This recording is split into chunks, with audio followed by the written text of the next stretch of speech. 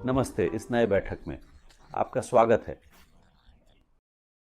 जैसा कि वादा किया गया था, आज मैं तुम्हें दुष्ट व्यक्ति की विशेषताओं, बुरी लोगों के बारे में बताना चाहता हूं, क्योंकि हाँ, कुछ विशेषताएं हैं जो उन लोगों में मुख्य रूप से देखी गई हैं जिनके व्यवहार नकारात्मक और दुष्ट होते हैं दूसरों के प्रति।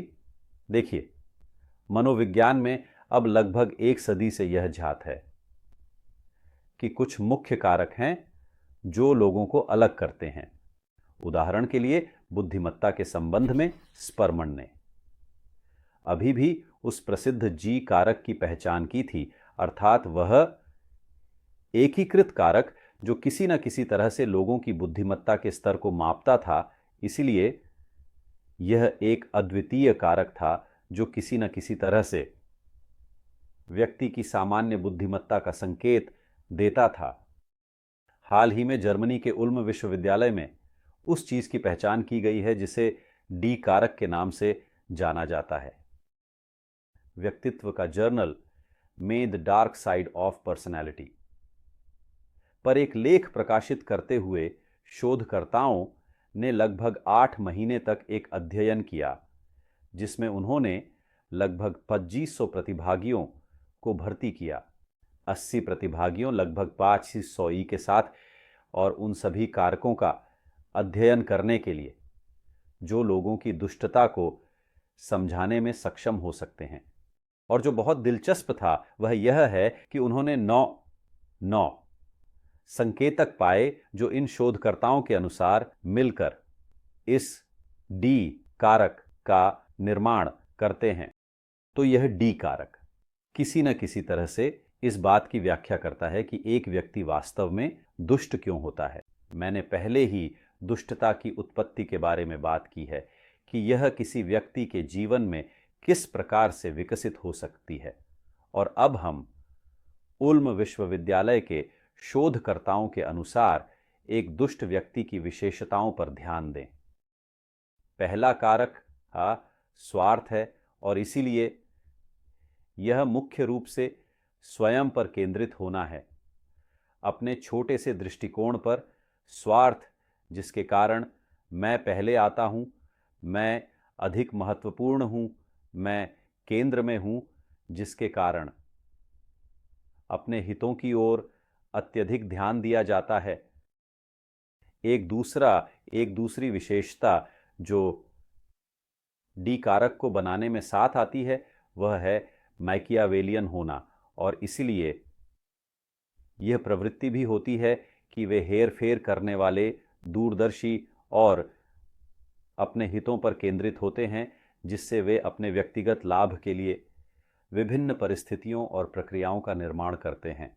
तो उदाहरण के लिए, हेर फेर करना, किसी न किसी तरह से दूसरों की दृष्टिकोण को बदलने की कोशिश करना, उन्हें अपने दृष्टिकोण पर लाना, ऐसी स्थितियां बनाना जो अपने लाभ के लिए हो सकती हैं, और इस प्रकार अपने लाभ को प्राप्त करने के लिए एक रणनीतिक गतिविधि करना। एक तीसरी विशेषता लगभग पूरी तरह से नैतिकता और नैतिकता की अनुपस्थिति है। तो यह वास्तव में नैतिकता, सामाजिक और सांस्कृतिक रीति रिवाजों पर ध्यान देने की बात है।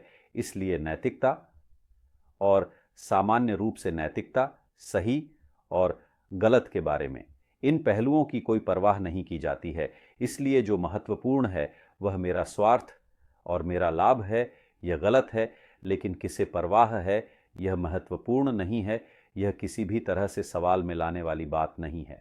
चौथा तत्व नर्सिसिज्म है, जिसे अपने आप की अत्यधिक प्रशंसा के रूप में समझा जाता है। उदाहरण के लिए, डी कारक वाले लोग अपने आप को सबसे अच्छे, सबसे सुंदर, सबसे बुद्धिमान और सबसे मूल्यवान व्यक्ति के रूप में देखने की प्रवृत्ति रखते हैं।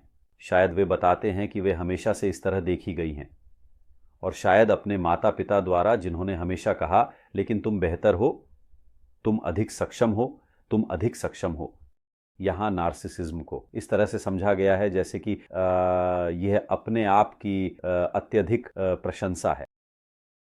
एक और विशेषता मनोवैज्ञानिक श्रेष्ठता है जो स्पष्ट रूप से अनुभव की जाती है इस अर्थ में कि इन लोगों का यह गहरा विश्वास होता है कि वे अधिक बुद्धिमान हैं, अधिक सक्षम हैं, अधिक कुशल हैं और इसलिए उन्हें विशेष उपचारों का हकदार होना चाहिए जो दूसरों के लिए आरक्षित नहीं हैं।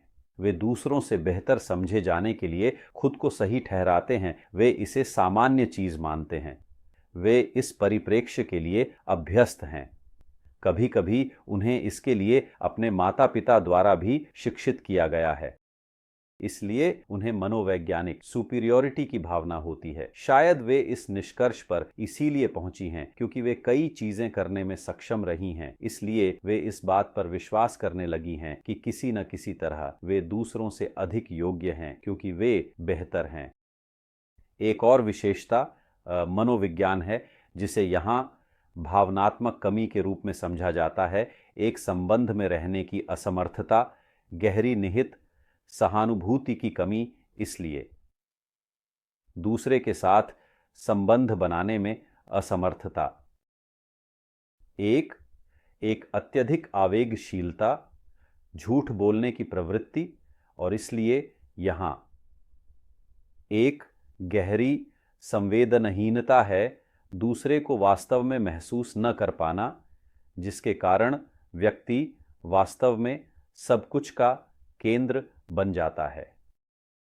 एक और विशेषता सैडिज्म है जिसके लिए उदाहरण के तौर पर शोधकर्ताओं ने इन 2500 लोगों से कई प्रश्नावली भरवाई और एक आइटम सैडिज्म का था। इसलिए उदाहरण के लिए किसी व्यक्ति को शिक्षित करने के लिए उसे अपमानित करना समझ में आ सकता है।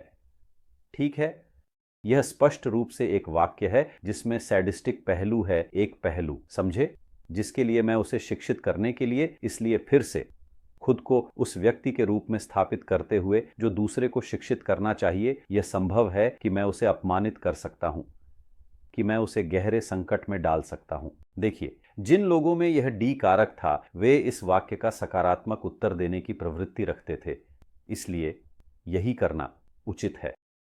इसलिए एक उच्च स्तर का सैडिज्म जो फिर विभिन्न जीवन के क्षेत्रों में भी प्रकट हो सकता है, जैसे कि पारिवारिक, भावनात्मक, यौन संबंधों में या फिर पेशेवर कामकाज में और अन्य क्षेत्रों में।